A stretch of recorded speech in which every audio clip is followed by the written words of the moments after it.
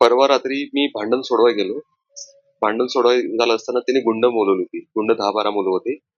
तर त्या गुंडांनी ज्यांचं भांडण झालंय त्यांच्यावर हमला केला. मी मध्ये गेलो सोडवायला.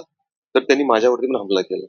आणि त्या शुक्लाकडे ना पिस्टल होता. तो खेचत होता आणि त्याची बायको बोलत होती, "मारो, मारो, सबको मारो, किसी को जिंदा नहीं छोडना." आणि ते गुंड एवढे बिंदास होते, डायरेक्ट वार करत होते. डायरेक्ट.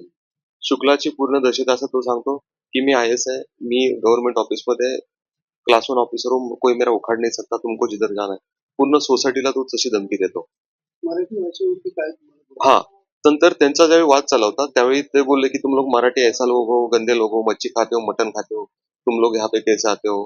त्यावेळी भरपूर वादावादी झाली. त्यावेळी बोलले की भाई तुमचा मॅटर आहे, तुम्ही दोघं सुलझा, मराठी माणसं नाव घेऊ नका.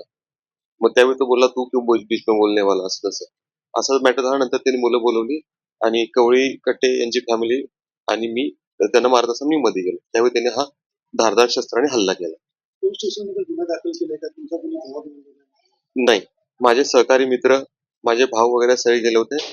पहाटे 5 वाजेपर्यंत त्यांना बसून ठेवलं, गुन्हा दाखल नाही केला.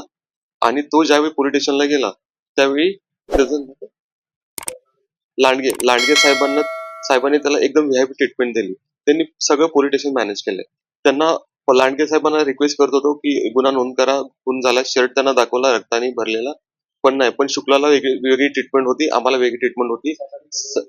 त्या सकाळी त्याला नॉर्मल फ्रेंड सारखं त्याला ट्रीट करून त्याला ठीक आहे बोले, जावा तुम्ही बोले. हे पूर्ण त्यांनी पैसे खाल्लेले आहेत पोलीस स्टेशननी, पूर्ण मॅनेज आहे सगळे. तुम्हाला आता इकडे कोणी जबाब देण्यासाठी आलं? अजून नाही कोणी आलं इकडे.